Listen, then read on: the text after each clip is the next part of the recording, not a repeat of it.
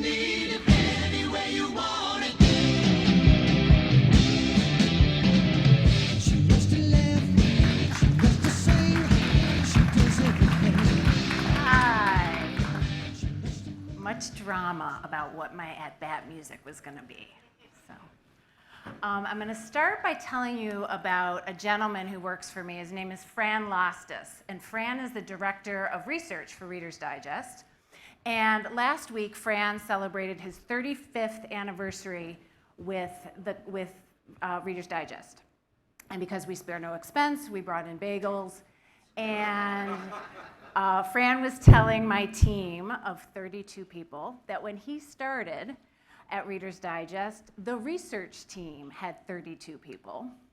And the editorial staff of Reader's Digest was 150 people in Pleasantville, New York, and that didn't include the administrative assistants that every editor had. So who are we today? Reader's Digest is a legacy brand, clearly, obviously, and we've had to continually shift our business approach and also pivot the staff in order to be truly platform agnostic. And when I joined Reader's Digest about 4 years ago, the first thing I did was break down the silos that many of the magazine publishers had at the time, and some still do. There was a magazine team, there was an RD.com team, there was a books team. So I came in and I created the content team. And so what does that mean? And here we are 4 years later, and we are still, I'm here with my managing director of content operations, and we're still, every month, we are battling this from a culture standpoint. But what does a content team mean? Obviously, it means that all the editors and designers, all the fact checkers, all the copy editors work on content, whether it's for the magazine, for RD.com, or for experiential. They produce all content. And that makes me really happy, as well as really frustrated and challenged. But on the upside, it has allowed us to be very nimble with our content creation and creative, and it's allowed our staff, some of whom are legacy like Fran, but many of whom are junior editors and junior designers and new people new to digital content creation, and it's allowed them to grow really quickly and in really interesting ways. It's allowed us to act like, frankly, the startup that we are. We're not DeWitt Wallace's Reader's Digest anymore. We are still about what the brand has always been about, but we have to act in a different way. We know who we are. We're a brand that's built on three things: storytelling, curation, and credibility. And we know what we're good at.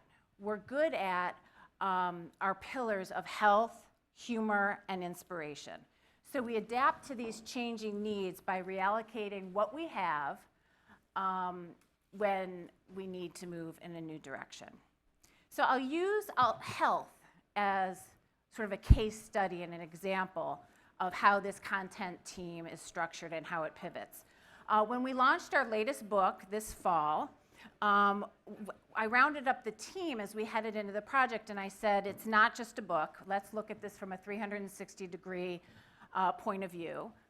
Let's make it a book, but let's also make it, we wanted to enter into not only, we wanted to give dieters and readers an experiential component to it. So our sister brand, Taste of Home, if you're familiar with them, they're a recipe magazine and one of the largest recipe websites in the country. They had worked with Thought Industries to do some online cooking classes. So we partnered with Thought Industries as well, and we created a companion to this book. Now the companion will be a 21-day course. You can download the diet and all the meal plans and shopping lists, but there will also be 21 days worth of videos with me teaching, giving lessons and motivation. There'll be interactive graphics, there'll be tools, diaries, community, and a whole social media component. So what this meant for my small team of 32 people is that our editors, oh, those are my girls. Even the family gets involved. So what this meant is that our editors were writing video scripts. Our photo director was directing the video. She was executive producing it. And our magazine designers, obviously you're going to build an online course, you have to create graphics. So our designers who had just worked on the magazine or the website prior were designing graphics for an online course. Another example has to do with storytelling. So although we're storytellers, we're not events-based, and we're not podcasters. But the team is constantly thinking about how we can experiment with storytelling in new ways, bring it beyond the printed page and beyond the screen. And so we decided to partner with The Moth. And if you're how many people here are familiar with The Moth? There's story slams, right? So we toyed with the idea of creating our own sort of storytelling experience, our own story slams, where you get up and you tell a 5-minute story and people vote you the best. Then we realized that The Moth was already doing this, and that The Moth, when we met with them, needed us as much as Reader's Digest needed The Moth. People think of The Moth as this Brooklyn-based hipster, dark nightclub kind of experience. And they wanted the world to know that they're all over the world, that they're in 19 cities around America, and that their best stories don't come from New York or Los Angeles, but they come from Louisville and Milwaukee, their best stories.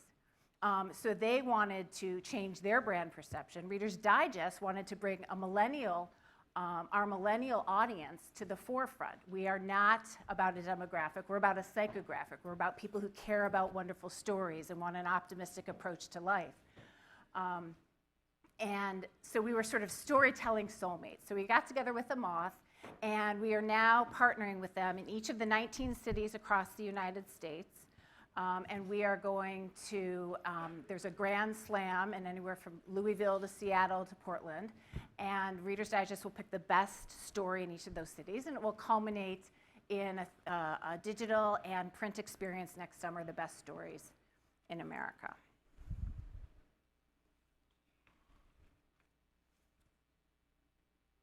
Oh, did I turn it off? Oh dear. I think I turned it off. There it is.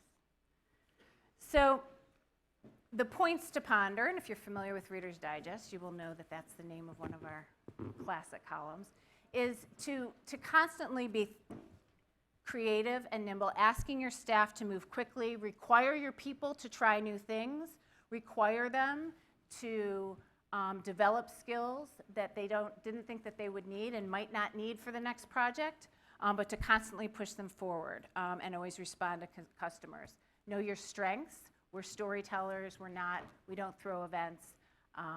We know health, but we don't know how to build an online learning class. And when you find those strengths and know your weaknesses, partner with people who can do it better than you can. So those are my leave behinds. Thank you. So what I like about Reader's Digest, when you think about it, a lot of people don't realize it's sort of like the original blog in a way, because it was synthesizing other people's content, and aggregating it, and repurposing it, and putting a new package on it. So in many ways, you guys are sort of the original Internet. Yeah. Which I don't think a lot of people realize. Yeah. So you talk a lot about storytelling and the need to sort of structure your team the right way to tell the right story. Does that, when you, and I don't know to what extent your role touches on this, but does that also go towards creating content for brands? Are you telling stories do you have a content studio where you work with brands to create content for them? Yeah, we are just embarking on that world as we speak, and because we do want to have, we can help other brands tell their story, or tell stories that are interesting and complementary to what Reader's Digest is, which is we tell stories, we give people an emotional journey, we have family-friendly humor, We are one of the most trusted brands in America. And and we have an extremely devoted and audience that leans in. Our time spent on the magazine is the highest in the industry, as well as time spent in our digital editions and on the site. So brands have been knocking down our doors, trying to tap into that. And we've been hesitant up until the last 6 months or so, and so now we're really starting to talk with specific brands and advertisers about working with them to tell their story. Because if we're going to do it, we want to do it the right way, and we want to make sure that it's on brand. So what is that? What is that right way? If we're talking about the content team structure, do you help brands craft their message with your editorial staff, or do you keep that separate with the separate content studios? Because we're a startup now again, we don't have the luxury of having like Condé Nast 23 stories. We don't have another division, so we've had to use our content team. So the high level meetings will include myself and maybe the creative director and maybe the photo director. Will bring them in, and then when it comes to assigning the stories or assigning the videos or producing the videos, we push it down. And it's all about being transparent with the reader and making sure that the user knows that this is a partner of Reader's Digest and not ours. Labeling is very key. Before we break for coffee, I'm going to see if there are any other questions. There's one right here. Hey, I'm wondering with a somewhat constrained team, how, with the sort of ever-expanding proliferation of platforms, I mean, we've talked about Facebook, and then there's Snapchat, Discover, Apple TV's just completely opened up. I mean, how do you decide which of those you can invest time and energy in? It's a really good question. It was interesting when digital editions first launched, maybe 3 or 4 years ago. Reader's Digest was one of the first magazines to have an app and to be on the Kindle, to do a Kindle Fire, and our numbers were enormous, and we had a staff of 4 people who did nothing but work on those digital editions. And we were able to enjoy the benefits of that for a couple of years, but as has happened to many publishers, that has flattened out. So we've scaled back that team, and now we I think it's half a person, a part-time person, who's converting many of our digital editions, the magazine into other digital editions.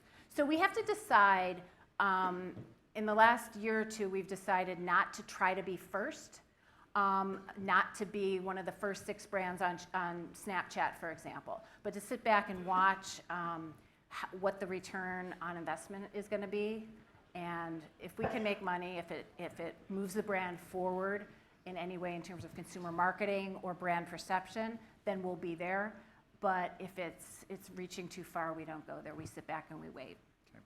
And that is literally all we have time for, so thanks, Liz. I appreciate it. That was great. Thank you.